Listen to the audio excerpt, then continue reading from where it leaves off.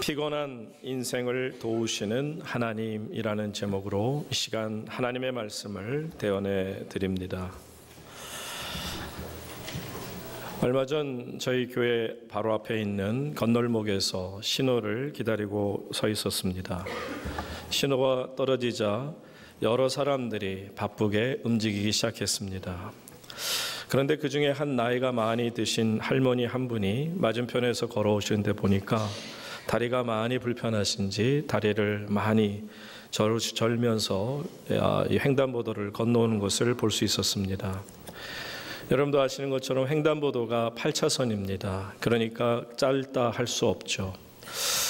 그래서 또한 느낌이 그 할머니에게는 저 8차선 도로가 마치 수십 리 길이나 되는 것처럼 멀게 느껴지지 않을까 하는 안타까운 마음이 들었습니다. 그래서 저는 먼저 건너와서 혹시라도 할머니가 이 신호가 다 끊기기 전까지 못 건너서 어려움당하지 않나 하는 걱정으로 이제 지켜보고 서 있었습니다. 그때 생각이 드는 것은 저는 그래도 성한 다리, 건강한 발, 모든 것들을 하나님이 주셔서 빨리 걸을 수 있음에도 때로는 참 세상 사는 게 너무 힘들다라고 느끼는데 저 할머님은 지금까지 저런 정말 힘든 다리로 여기까지 살아오면서 얼마나 힘들었을까. 저 건널목 하나 건너는 것만 해도 정말 목숨을 다하는 것 같은 모습으로 최선을 다해 걷는데 정말 얼마나 힘들게 살아오셨을까. 또 앞으로 남은 여생 동안 얼마나 힘든 생을 살아갈까 하는 그런 안타까운 마음을 가졌습니다. 인생을 우리는 흔히 고해, 고난의 바다라고 부릅니다. 정말 적절한 표현인 것 맞습니다. 누구라도 아마 인생을 고해라 하는데 고개를 저을 사람 없을 겁니다. 나도 모르게 고개가 끄덕여질 수밖에 없을 만큼 인생이 참 어렵습니다. 이 우울증이라는 것이 현대 사회 속에서 얼마나 많은 사람들에게 어려움을 주고 있습니까? 시편 기자는 하나님이 목자심으로서 하시는 사역 중에 하나가 우리의 영혼을 무엇한다? 소생시키신다. 소생시키신다는 말의 반대는 낙심한다는 얘기, 절망한다는 겁니다. 죽음을 생각한다는 것입니다. 거기에 비해서 이 낙심, 우울함, 디프레션에서 우리를 건져서 이제 소생케 하시는 분이 하나님이라는 것을 고백하는 것을 보면 시편 기자 자신도 얼마나 극심한 낭망, 절망에 빠져 있었는가를 보게 되죠. 이렇게 고백합니다. 시편 42편 11절에서 시편 기자가 고백하기를 내 영혼아 네가 어찌하여 낙심하며 어찌하여 내 속에서 어떻게 한다? 불안해하는고. 낙심하고 불안한 것이죠. 지금 시편 기자의 상태가 딱 우울증 걸린 자의 마음과 똑같습니다. 뭔가 두렵고 뭔가 초조하고 뭔가 쫓기는 것 같은, 그래서 정말 낭망하고 내 속에서 두려움과 걱정과 불안이 가득 차 있습니다. 근데 여러분, 이 신앙인이라고 이렇게 안 될까요? 여러분 가운데는 이렇게 안 됩니까? 저라고 항상 그러면 건강할 수 있을까요? 시편 42편 11절뿐만 아니라 이제 신앙의 영웅이었던 바울 사도를 보세요. 바울 사도는요, 마치 모습이 이제 갈기가 서 있는 수사자처럼 아주 용맹스러운 분이 바로 사도 바울이셨어요. 그런데 그분이 어떤 고백을 하느냐 하면 고린도 후서 이제 1장 8절 보십시오. 하반절에 보시면 힘의 격도로 심한 고난을 당하여 무엇이 끊어졌다? 소망까지 끊어졌다. 한마디로 살고 싶지가 않은 거예요. 이젠 살 수가 없다는 거예요. 하나님 나라에 있음을 믿습니다. 또 저는 천국을 보지 않았습니까? 그런데 그 천국 나 소망합니다. 지금이라도 하나님 오늘 밤이라도 그냥 딱 데려가시면 참 좋겠어요. 살 소망이 없어요. 그러면서 보세요. 1장 9절 상반절에 보시면 우리는 우리 자신이 뭘 받았다고요? 사형 선고를 받은 줄 알았다. 그러니까 사형 선고를 받은 사람처럼 두렵고 초조하고 낙심되는 심정을 누가 갖고 있었다고요? 사도 바울이 가지고 있었다는 거예요. 그 용맹스러운 하나님의 종이 사도께서 이렇게까지 두려움 속에 떨 수밖에 없는 나약한 인간의 모습이 있었음을 고백하지 않습니까? 여러분 또한 보시면 열왕기상에서 구약의 맹렬한 선지자라고 할 수 있는 엘리야 선지자, 대단하죠. 그분의 정말 모습도 사도 바울보다 훨씬 더 용감한 모습이에요. 수백 명을, 바알 선지자 수백 명을 죽이는 사람 아닙니까? 정말 용맹한 사람 맞습니다. 그런데도 불구하고 그가 그런 위대한 일을 했음에도 그의 마음에 우울함이 찾아오고 낭망이 찾아오고 절망감에 휩싸이게 됩니다. 그래서 그가 또 이런 말을 해요. 열왕기상 19장 4절 하반절 말씀 보시면 자기가 죽기를 원하여 이르되 여호와여 넉넉하오니 지금 내 생명을 어떻게 해달라? 거두어 주옵소서. 충분히 살았다는 거예요. 하나님 여기까지만 해도 저는 좋습니다. 더 이상 살고 싶은 마음도 없고요. 어차피 저 하나님 나라 가는 건 믿는데 이제라도 지금이라도 하나님 데려가시는 게 더 좋습니다. 하나님 제발 내 생명 여기서 끝났으면 좋겠습니다 라고 말하면서 뭐라 말하냐면 덧붙이는 게 나는 내 조상들보다 어떻다? 낫지 못합니다. 하나님 내가 뭐라고 내 조상들도 정말 못 이룬 것을 내가 이룰 수 있겠습니까? 그 위대한 믿음의 선조들도 제대로 못한 걸 나같이 연약한 사람이 어떻게 하겠습니까? 그러니 하나님 나 딱 죽여주십시오. 여기까지만 살겠습니다. 여러분 이것이 사람의 모습입니다. 이것이 예수를 믿는 자들에게서도 나타날 수 있는 모습이에요. 꼭 교회 안 다니는 사람들만이 이런 일에 시달리는 것이 아닙니다. 하나님의 교회 안에 있는 심지어는 목사라고 하는 성직자들조차도 이렇게 사도 바울처럼 엘리야처럼 시편 기자처럼 낭만 가운데 빠질 수가 있어요. 저도 얼마나 목회를 하면서 어려울 때가 있는지 정말 딱 죽고 싶을 때가 여러 번 있었어요. 한두 번이 아닙니다. 정말 기도 제목이 그거예요. 하나님 그냥 오늘 이 시간 데려가시면 참 좋겠어요. 저 하나님 나라 믿거든요. 저 하나님 나라 백성인 것을 확신하거든요. 구원의 감격이 있거든요. 그러나 하나님 내가 죽을 수는 없으니까 하나님 저 그냥 심장이 딱 먹게 해주시면 할렐루야 감사하며 가겠습니다. 내 식구들한테는 좀 미안하고 내 자녀들한테는 미안하지만 하나님 더 이상 견딜 힘이 없습니다. 견딜 힘이 없습니다. 이게 낭망한 자들의 고백이 되는 것입니다. 여러분 인생이 얼마나 힘든지를 한번 보실까요? 성경에 보시게 되면 라멕이라는 사람 아시죠? 이름을 가진 족장이 있는데 이 라멕이 182세에 낳은 아들이 누구죠? 노아입니다.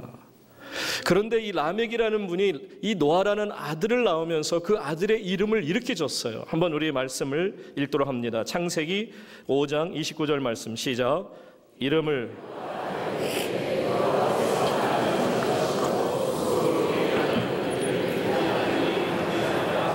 아멘.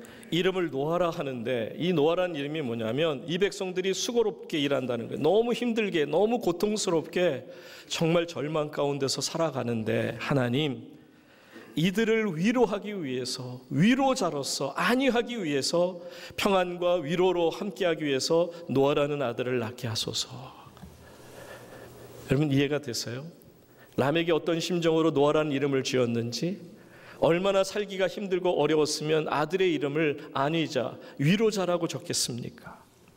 여러분 잘 아시는 야곱이라는 분도 보세요. 믿음의 조상 반열에 서 있습니다. 대단한 분이죠.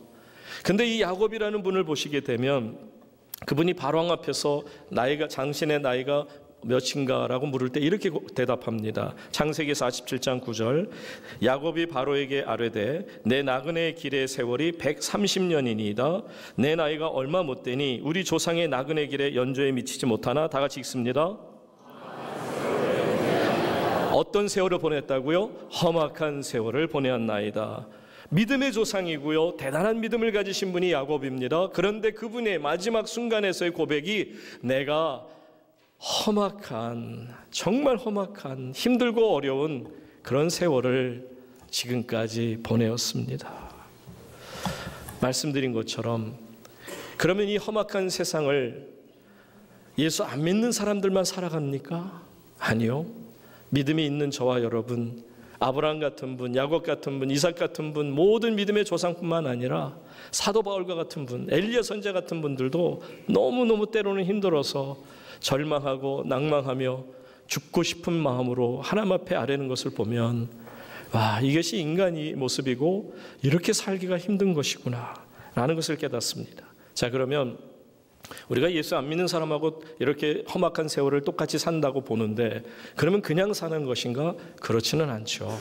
저도 여러분도 주님 안에 있는 우리들은요, 저 세상 사람들과 다른 게 있어요. 뭐냐면 이런 겁니다. 예를 들면 선장이 배를 타고 태평양 대서양을 건넙니다. 어마어마한 풍랑이 일어도 두려워하지 않아요. 왜냐하면 그는 분명히 그 두 손에 들려있는 게 있어요. 한 손에는 나침판, 내비게이션이 있는 것이고요. 한 손에는 해도가 있는 겁니다. 그것 역시 내비게이션이겠죠. 나침판과 해도는 뭐냐면 말 그대로 그 바다의 지도입니다. 그래서 우리는 잘 모릅니다. 육지에 사는 사람들은 잘 모르지만 선장들은 그것을 보는 법을 아니까 해도를 보면은 어디에 가면 암초가 있고 어디에는 피할 것이 있고 어디에는 협곡이 있고 어디에는 뭐가 있다 이런 것을 아니까 운전을 해 나가면서도 안전하게 정확하게 그곳에 도달할 수 있죠. 만약에 말입니다. 선장이 배를 몰고 가는데 목적지를 몰라요. 어디로 가야 되는지를 모른다. 그럼 풍랑이 일든지 아니면 평탄하든지 상관없이 두려울 수밖에 없는 겁니다. 여러분, 우리 믿는 자들에게는 하나님께서 나침판과 같은 해도와 같은 우리 인생의 지도를 성경을 통해서 우리에게 주시지 않았습니까? 우리는 이 말씀을 붙잡고 이 말씀대로 살아가다 보면 피할 것을 피하고 얻을 것을 얻게 되다 보면 이 말씀을 통해 우리가 얻어지는 마지막 골, 마지막 목적지는 어디에입니까? 하나님 나라인 줄로 믿습니다. 이 말은 우리는 이미 방향을 정했다는 거예요.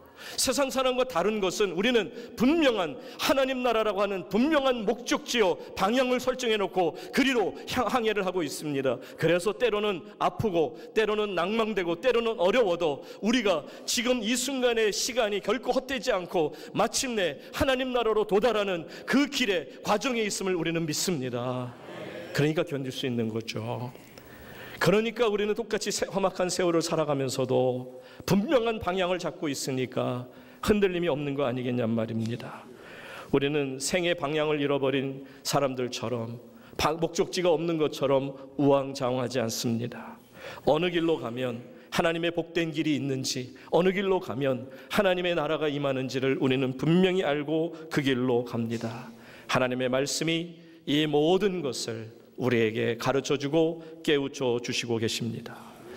자, 그런데 우리가 이런 험악한 세상을 하나님의 말씀을 가지고 지켜나가는 가운데서도 안타까움이 있어요. 그것은 뭐냐면 우리가 죄에 빠질 때가 있단 말이에요. 죄의 구덩이에 빠질 때가 있어요. 광야를 걷다 보면 정말 메마른 땅에 임해서 어려움과 죽음의 공포를 느끼는 순간이 어디 한두 번이었겠습니까? 민수기 21장에 보면 또 요한복음 3장에서도 예수님이 인용하시긴 했지만 이 민수기 21장에 가서 보시면 어떤 장면이 나오느냐 하면 이런 말씀이 나옵니다. 자, 그 백성이 호르산에서 출발하여 홍해길을 따라 에돔 땅을 우회하려 하다가 길로 말미암아 백성의 마음이 상하니라. 그 말은 자신들이 원하는 길로 가지 아니하니까 하나님이 길을 돌리는 것 같으니까 마음이 상했어요. 하나님께 한마디로 기분이 너무너무 나쁜 거예요. 자, 그러다 보니까 5절에 이 백성이 하나님과 모세를 향하여 원망하되 어찌하여 우리를 애굽에서 인도해내어 이 광야에서 죽게 하는가? 이곳에는 먹을 것도 없고 물도 없도다. 우리 마음이 이 하찮은 음식을 싫어하노라 하며. 지금까지 베푸신 하나님의 놀라운 만나와 많은 것으로 매출하기로 먹이셨건만 이 사람들은 하나님 앞에서 감히 입을 열어 사는 것이 하찮은 음식이라는 겁니다. 하나님이 베푸신 은혜가 하찮은 은혜에 불과하다는 겁니다. 내게 준 복은 하찮은 복에 불과하다는 것입니다. 그럴 때 하나님께서 보세요. 6절에 보시면 여호와께서 불뱀들을 백성 중에 보내어 백성을 물게 하심으로 이스라엘 백성 중에 죽은 자가 많은지라. 하나님께서 진노하심으로 어떻게 하셨다고요? 불뱀을 보내셨고요. 불뱀이 물게 됩니다.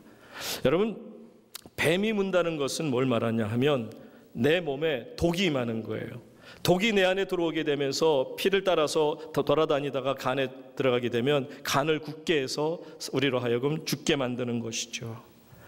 그런데 안타까운 것은 험악한 세월을 살다 보면 정말 우리가 부족함에 따라서 때로 불뱀에 물릴 때가 있어요. 죄악에 물들 때가 있다는 것입니다. 디모데후서 3장 5절 상반절에 보시게 되면 경건의 모양은 있으나 어떻다고요?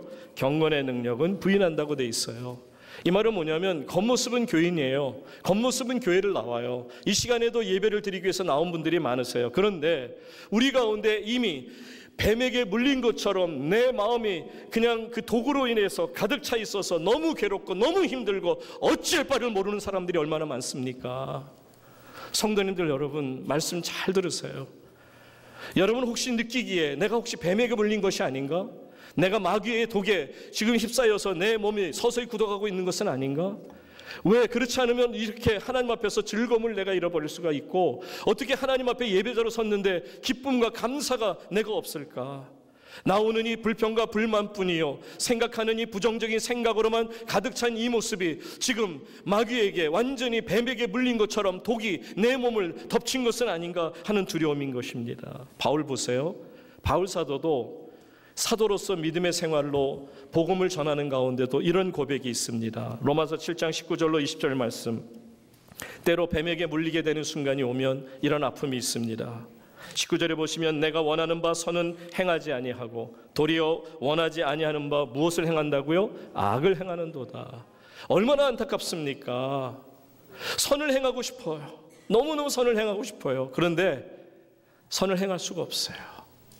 여러분, 이율배반적이라고 그러죠. 얼마나 마음이 아픕니까? 내가 원하는 것은 여기 있는데 내가 원하지 않는 것을 지금 행하고 있을 때 그 괴리감으로 얼마나 괴로우냔 말이에요. 죄책감으로 얼마나 시달리느냔 말입니다. 20절 말씀해 보시면 그 이유를 이렇게 말합니다. 다 같이 읽습니다. 시작. 만일 내가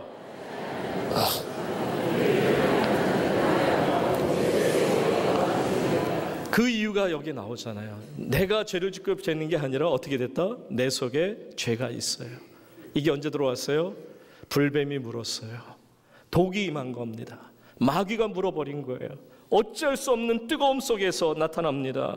그러다 보니까 오라 나는 곤고한 사람이로다. 원치 아니하는 일을 하니 내가 너무 괴롭다는 거예요. 내가 원하는 바는 이게 아닌데 어떻게 내가 맨날 원하지 않는 이런 악한 일을 행하면서 살아갈 수 있는가? 하나님 용서없어서 용서없어서 부르짖음에도 내 잘못된 버릇을 고칠 수가 없다는 그 자괴감에 얼마나 우리가 힘들고 지난 세월을 보냈습니까? 그 이유가 내 속에 죄가 있음이니라. 사랑하는 성도 여러분, 뱀에게 물린 거예요. 죄의 독이 내 안에 들어왔어요. 그래서 나로 하여금 이렇게 힘들게 하는 겁니다. 이 뱀에게 물리게 되면 몸이 잘못된다고 그러는 것처럼 첫째 나타나는 현상이 피곤한 손. 여기 피곤하다라는 것을 헬라어 단어로 보면 파라의 메나스라는 단어를 씁니다. 이 파라의 메나스라는 것은 어떤 뜻이냐면 이미 지나갔다는 거예요. 한마디로 기력이 다 없어졌다는 거예요.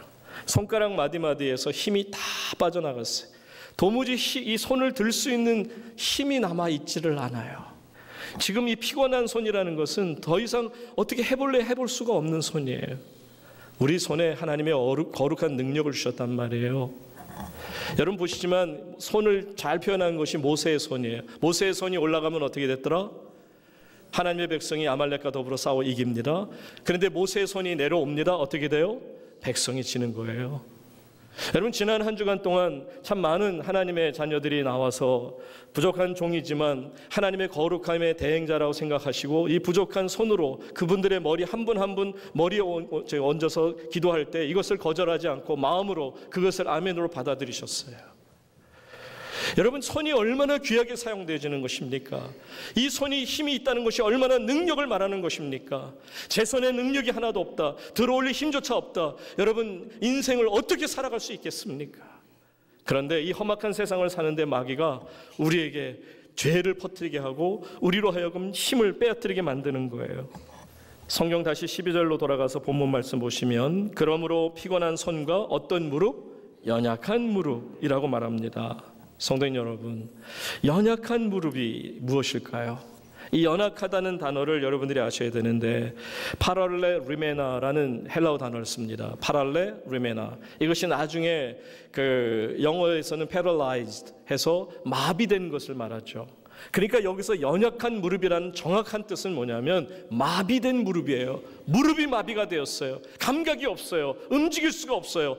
내가 굽었는지 내가 달을 필 수 있는지 그것도 몰라요. 그냥 평생을 그저 주저앉아 사는 것뿐입니다. 파랄레루이메나, 패럴라이즈된 이 두 무릎이 어찌 힘을 발휘할 수 있습니까? 통증, 여러분 말씀드리죠. 뱀에게 물리면 마비 증상이 나타나는데 무서운 겁니다. 굳은 겁니다. 도저히 필 수가 없어요. 사용할 수가 없어요. 일어설 수가 없는 상태를 말합니다. 사랑하는 여러분, 여러분의 무릎이 어떤 상태이십니까? 여러분의 무릎이 건강하세요? 아니면 이처럼 paralyzed 된, 마비된 그런 상태로 여러분의 무릎을 사용할 수 없습니까? 여러분이 아실 거 아니에요. 초대교인들은 어떤 박해에도 두려움이 없었어요. 그러니까 그분들의 무릎은 아주 강한 무릎이었어요. 연약한 무릎, 마비된 무릎이 아니었어요. 막 정말 힘이 넘쳐나서 정말 어떤 그 달리기 선수보다도 더 힘이 넘쳐나는 그런 엄청난 힘을 발휘할 수 있는 그런 강한 무릎을 가졌어요. 이 모습이 어떤 거냐면 여러분 아시지만 박해자들이 초대교회 때 성도들을 박해할 때 이 성도들의 눈 하나 깜짝하지 않았어요.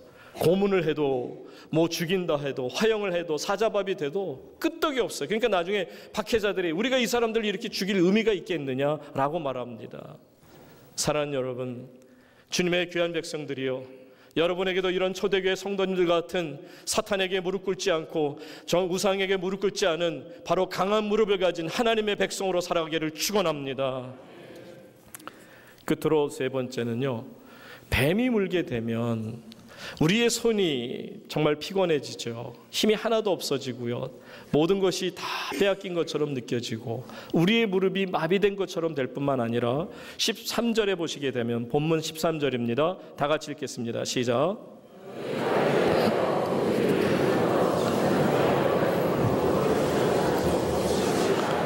아멘.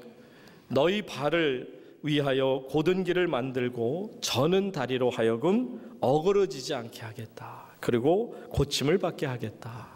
사랑하는 성도님 여러분, 말씀드린 것처럼 험악한 세상이에요. 거기다가 길도 굽었어요.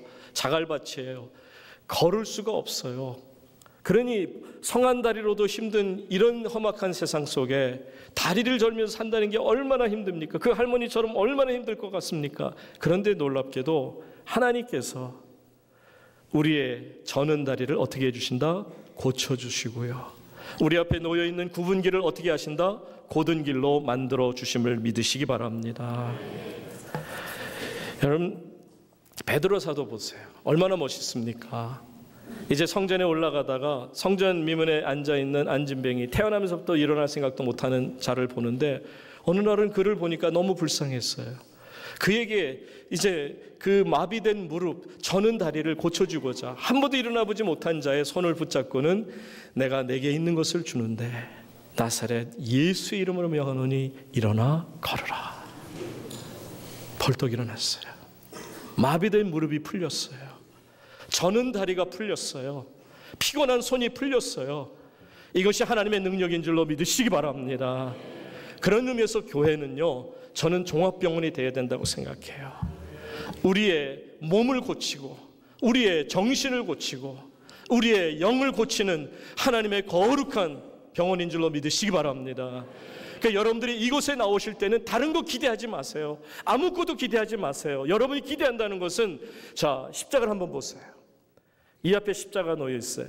40년 동안 달려있던 십자가를 바꾸긴 했습니다. 그러나 거의 똑같기 때문에 그것을 잘 모르는 분도 계실 텐데, 40년 되다 보니까 안에가 부식이 돼갖고 정말 전기시설이 돼 있다 보니까 한순간이라도 분리 날 수 있는 그런 상황까지 갔었으나 어쨌든 아름답게 거의 모양 비슷하게 지금 새로운 십자가를 달아놨어요. 여러분, 이 십자가를 한번 보세요. 십자가를 보라는 뜻은요, 십자가를 우상화하고 십자가를 믿으라는 얘기가 아니에요. 이거는 사람이 만든 나무떼기에 불과합니다. 이거 그냥 태워서 없애면 그냥 그것 그날로 그냥 없어지는 겁니다. 이것을 여러분 신격화하지 마세요. 그 말씀을 드리고자 하는 게 아니에요. 다만 십자가를 바라볼 때 이 십자가에서 피를 흘리신 예수 그리스도의 보혈을 볼 수 있기를 축원합니다. 예수님의 보혈, 이 보혈의 광선이 십자가를 통하여 여러분 심령을 꿰뚫어 주실 줄로 믿습니다. 거기에 치유의 역사가 일어나는 거 아니겠습니까? 지금 강단을 통해서 주시는 하나님의 말씀이 여러분의 귀를 통해 여러분의 심령에 들어갈 때 능력의 말씀이 되기를 주님의 이름으로 축원합니다. 여러분의 심령의 골수까지 쪼개는 놀라운 역사가 일어나기를 축원합니다. 이 고백으로 이 한 해 동안 말씀을 사모할 수 있기를 축원합니다. 그러면 여러분의 정말 피곤한 손이 하나님 앞에서 고침받게 될 줄로 믿습니다. 여러분의 마비된 무릎이 건강하게 되돌아올 줄로 믿습니다. 여러분의 저는 다리가 이제는 성전에서 기뻐 뛰며 감사하며 감격하며 하나님을 찬양하는 강건한 자로 하나님 앞에 서게 될 줄로 믿습니다. 이 놀라운 은혜가 이 한 해 동안 여러분 심령에 샘솟기를 우리 주님 예수님의 이름으로 축원합니다.